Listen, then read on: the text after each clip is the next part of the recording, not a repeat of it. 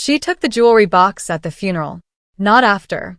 Not later, when things were being sorted. During.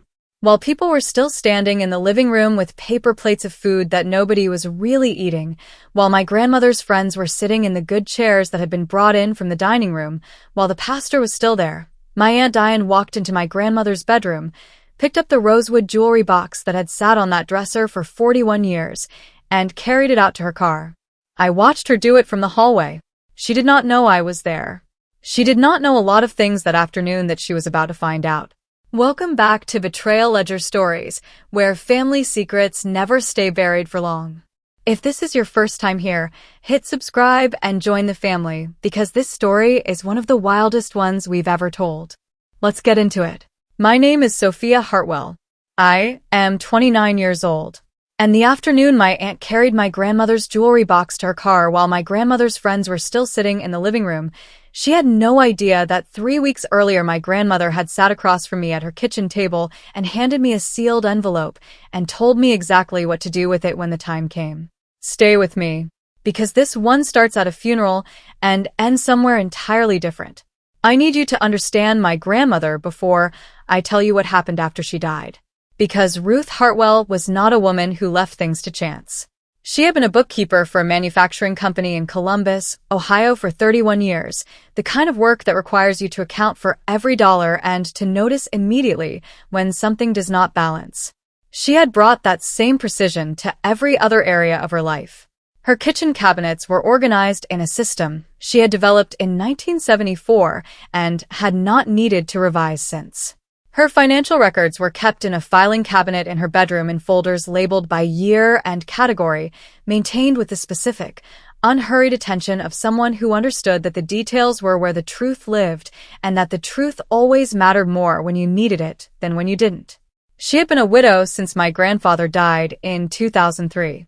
21 years alone in the house on Maple Street in Columbus, the small brick ranch house with the front porch where she kept 2 rocking chairs even after my grandfather was gone because she said the second chair was for company, and she always expected company. She had maintained that house with the same precision she brought to everything else, the lawn edged twice a summer, the gutters cleared every October, the furnace serviced every November before the cold arrived rather than after it was already necessary. My grandmother had 2 daughters. My mother, Carol, who lived 40 minutes from Columbus in a suburb of Dayton and who called every Sunday and visited most holidays with the reliable, uncomplicated love of someone who had decided that showing up was the most important thing and who had been right about that for her entire adult life. And Diane. My Aunt Diane, who was 4 years older than my mother and who had lived in Cincinnati for 30 years and who had the particular, practiced warmth of someone who understood that warmth was a currency and had been spending it strategically for most of her adult life. I need you to understand Diane before I tell you what she did, because the thing about Diane was that she was not obviously villainous. She was the kind of person who remembered to send cards, who brought the right wine to dinner, who asked about your job with the specific, focused attention of someone who was going to remember the answer and reference it later in a way that made you feel seen. She was good at the surface of things. Very good. And the surface of things was all most people ever saw.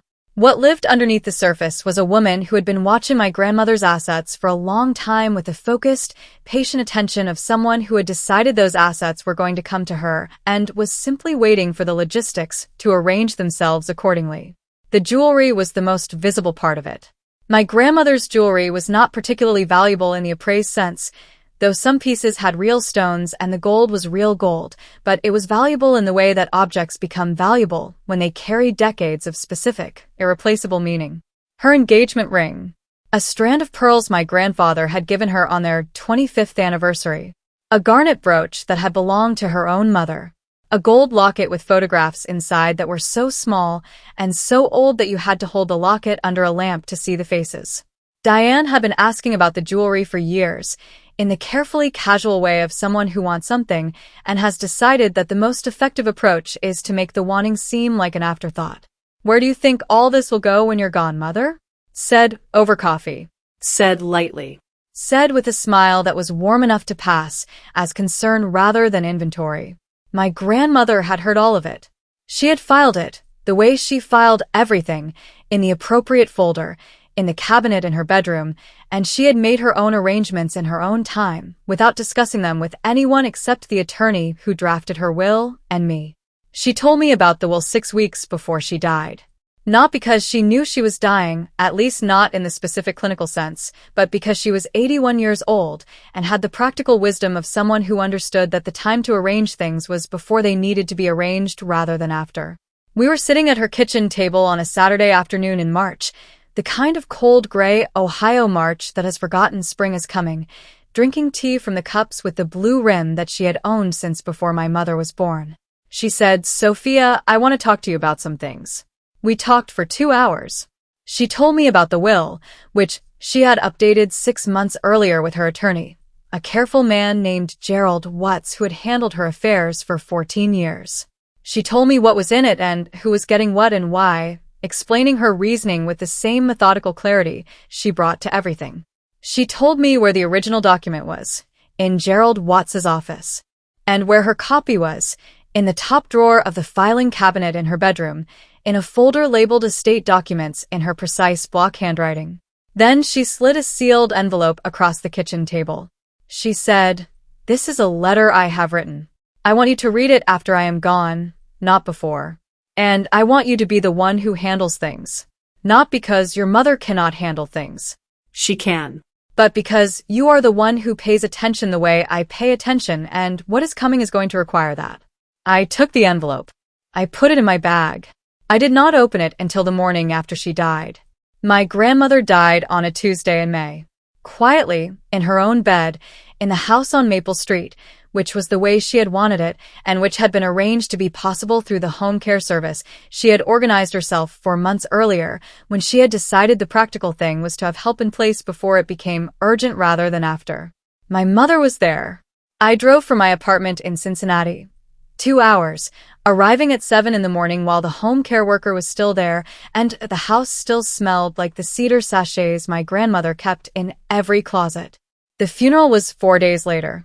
My grandmother had arranged it herself, 2 years earlier, walking into the funeral home on a Tuesday afternoon and sitting down with the director and making every decision, paying the deposit, leaving a folder with her preferences clearly documented. Because she had understood that the people who loved her were going to be grieving and that grieving people should not have to make logistical decisions if those decisions could be made in advance by someone who is not grieving.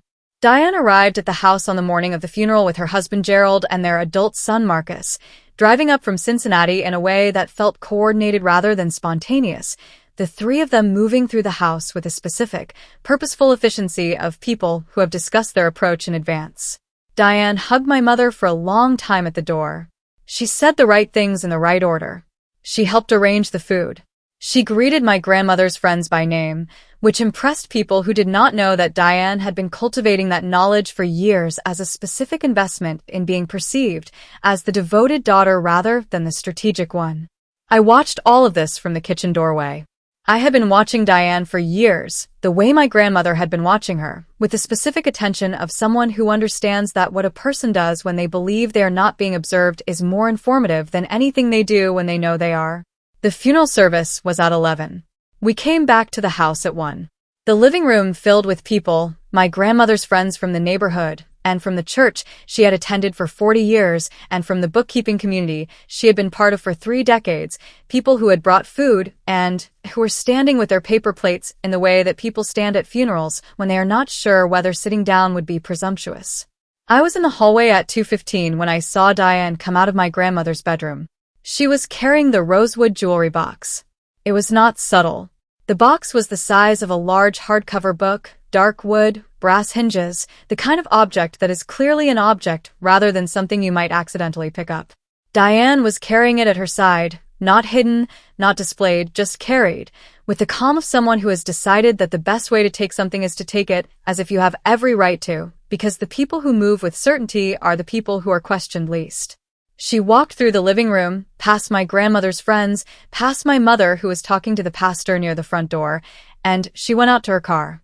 I stood in the hallway, and I watched her go. I did not stop her. I did not say anything. I did not move.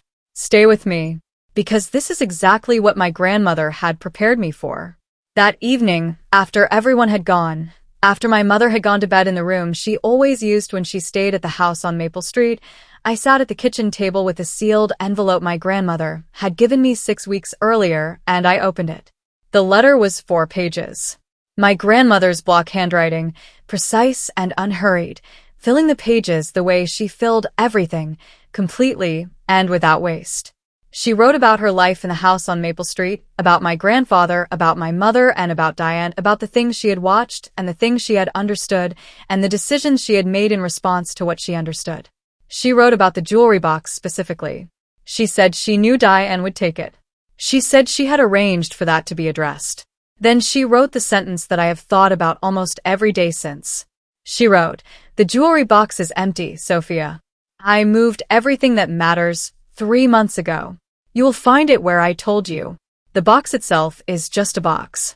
I sat at that table for a long time after I read that. My grandmother had known. She had known exactly what Diane would do and exactly when she would do it, and she had removed the contents of the jewelry box 3 months before she died and placed them somewhere Diane would not think to look, and had left me a letter telling me where they were. The real jewelry was in a lockbox at Gerald Watts's office. Every piece. The engagement ring, the pearls, the garnet brooch, the gold locket. All of it documented in the will with specific bequests for each item, distributed among my mother and me and 2 of my grandmother's grandchildren, and 1 piece designated for my grandmother's oldest friend from the neighborhood who had been her friend since 1969. None of it to Diane. I called Gerald Watts the next morning. He was not surprised to hear from me. My grandmother had told him to expect my call. He confirmed everything in the letter, confirmed the location of the assets, confirmed the will's distribution, and the timeline for beginning the estate process. I called my mother after I spoke to Gerald. I read her the relevant sections of the letter. My mother was quiet for a long time in the specific way she was quiet when she was processing something that required her to update her understanding of people she had known for a long time. Then she said, "Mom always knew." I said, "Yes. She always knew." The will reading was 2 weeks later at Gerald Watts's office, a room that smelled like old books and the particular stillness of a space where important things happen without drama. Diane arrived with her husband and her son, which Gerald had not specifically invited but which he accepted with the professional equanimity of someone who had seen this before and had prepared accordingly. She sat across from my mother and me at the conference table with the composed expression of someone who has decided in advance how they are going to receive good news. Gerald read the will. He read it completely and without pausing, in the steady, unhurried voice of a man who had been doing this for 30 years and understood that the document was the document, and his job was to deliver it accurately rather than to editorialize. The jewelry was distributed as my grandmother had specified. My mother, me, 2 cousins, my grandmother's oldest friend, each piece named, each bequest specific and unambiguous. Diane's name was not in the jewelry section. Gerald continued reading. The house would be sold, the proceeds divided equally between my mother and Diane as my grandmother's 2 daughters, which was fair and which my grandmother had included because she was a fair woman who understood the difference between justice and cruelty and had no interest in the latter.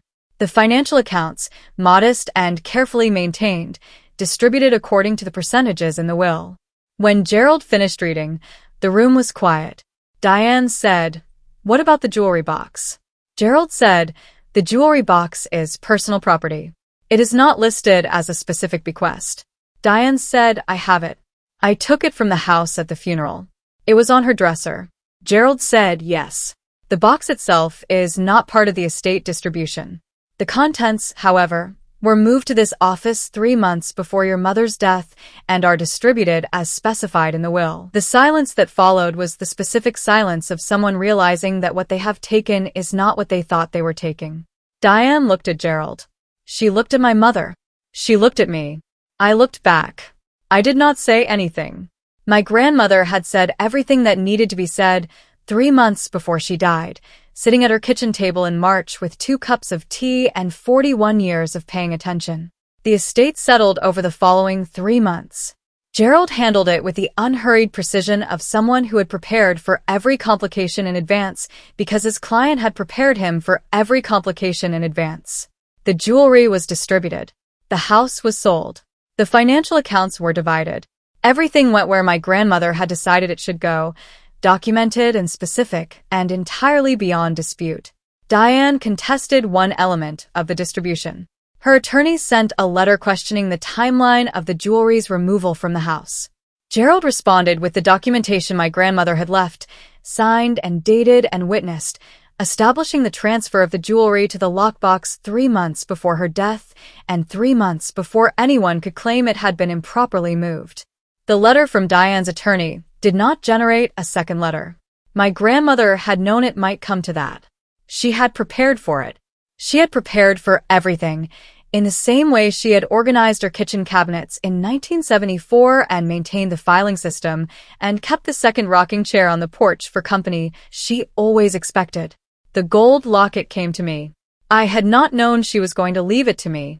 I found out at Gerald's office when he read the specific bequest, my name and a brief note in my grandmother's words that said she wanted me to have it because I was the one who had always wanted to know who the people in the photographs were. She was right. I had asked her about those photographs every time I visited since I was 7 years old. She had told me the same story every time, my great-grandmother as a young woman, my great-grandfather before the war, and every time I had listened as if I had not heard it before because listening to her tell it was the point rather than the information itself. I sat in Gerald Watts's office with a locket in my hand, and I thought about a kitchen table in March and a sealed envelope and a woman who had arranged everything with the precision of someone who had been a bookkeeper for 31 years and who understood that the details were where the truth lived. She had been right about that. She had been right about everything. I drove back to Columbus on a Saturday in August, 6 months after the funeral. The house on Maple Street had been sold by then, a young family had moved in, and I drove past it rather than stopping because stopping would have required something I was not ready to spend yet. The 2 rocking chairs on the porch were gone. The new family had put a porch swing in their place. That was fine. That was how houses work. They hold the people who live in them for exactly as long as those people are there, and then they hold someone else, and the holding is what they do, and they do it without attachment to who is being held. My grandmother had held the house for 41 years. She had held everything she loved with the same precision and the same intention, and when the time came she had arranged for what she loved to go where she wanted it to go, clearly and specifically and entirely beyond dispute. The locket is on my dresser. I take it out sometimes and hold it under a lamp and look at the faces inside it, my great-grandmother and my great-grandfather, small and old, and perfectly preserved in the way that things are preserved when someone has been careful with them for a very long time. My grandmother was careful with everything, including the things she knew someone was going to try to take.